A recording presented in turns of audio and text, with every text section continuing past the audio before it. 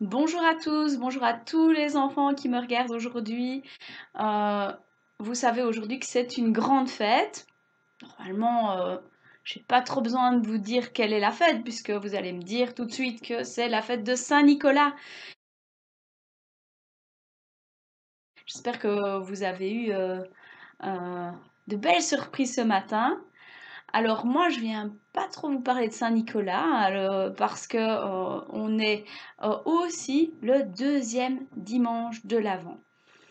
Saint-Nicolas, c'est évidemment une super fête qui fait référence à cet évêque qui a sauvé des enfants il y a déjà des centaines d'années et qui depuis continue à donner des plaisirs aux enfants tous les 6 décembre. Mais ce 6 décembre aussi, cette année, ça tombe aussi donc le jour du deuxième dimanche de l'Avent. On a allumé la deuxième bougie qui nous prépare à la grande fête de Noël. Alors on va commencer par regarder le dessin animé qui nous parle de l'évangile d'aujourd'hui.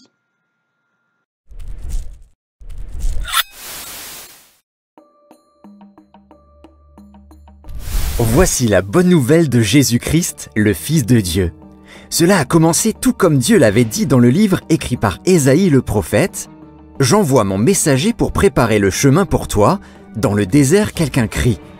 Préparez la route pour le Seigneur, faites un chemin droit pour lui. » Alors Jean le Baptiste est apparu dans le désert et disait à tout le monde « Tournez-vous vers Dieu et soyez baptisés, alors vos péchés seront pardonnés. » De toute la Judée et de Jérusalem, des foules de gens sont allés à Jean. Ils disaient à quel point ils étaient désolés pour leurs péchés et Jean les baptisait dans la rivière du Jourdain. Jean portait des vêtements en poil de chameau, il avait une ceinture en cuir autour de sa taille et mangeait des sauterelles et du miel sauvage. Jean disait aussi à ceux qui le suivaient « Quelqu'un de plus puissant va venir et je ne suis même pas assez bon pour me pencher et délier ses sandales.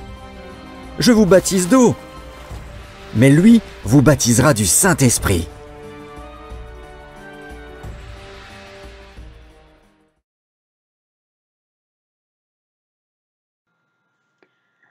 Alors j'espère que ce dessin animé vous a plu et je voudrais partager avec vous moi, les 3 bonnes nouvelles que ce message m'envoie à moi et vous envoie aussi à vous. La première bonne nouvelle, c'est qu'on a un messager qui annonce l'arrivée de quelqu'un pour nous aujourd'hui. Ce n'est pas il y a 2000 ans, tout ne s'est pas terminé il y a 2000 ans. Non, c'est aussi aujourd'hui. Et chaque année, à Noël, on s'en rappelle. Et aussi, chaque jour, Jésus veut arriver dans ton cœur. Alors on peut lui dire, merci Jésus de vouloir me visiter, de demeurer dans mon cœur. Je vais préparer ta venue maintenant. Deuxième nouvelle, c'est que tout le monde est invité à accueillir Jésus. Et toi aussi. Pas besoin de faire de grands décors, de faire des choses spéciales. Non, c'est ton cœur qu'il faut préparer. Un cœur tourné vers Dieu et aussi tourné vers les autres, vers les copains, vers la famille, vers tous ceux qu'on rencontre. Alors j'ai envie de dire, je veux t'accueillir dans un cœur où tu seras bien, Jésus. Aide-moi à montrer de la joie et de l'amitié autour de moi. Et puis, on a une troisième bonne nouvelle, c'est un cadeau.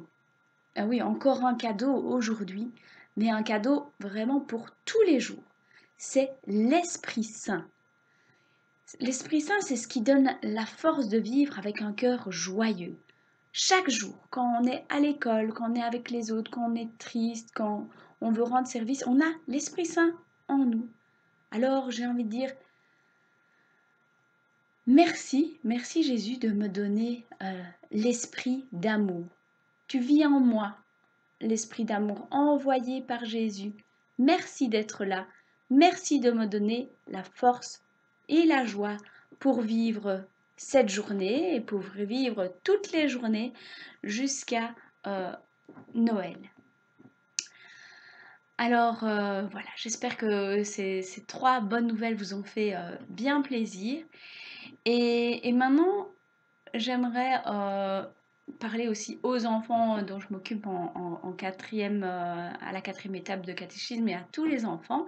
J'ai demandé, qu'aujourd'hui, heu, on pense à donc dans votre petit cahier pour ceux qui l'ont, hein, on ait une pensée particulière pour quelqu'un, qu'on ait envie d'aller vers les autres et qu'on fasse une petite action. Alors ça peut être faire un dessin pour quelqu'un qui est seul ou pour ses grands-parents. Ça peut être envoyer un petit mot de réconfort. Ça peut être faire une petite vidéo pour l'envoyer aussi parce qu'on est toujours à distance. Ça peut être faire un appel, préparer une petite attention qui va faire plaisir à quelqu'un.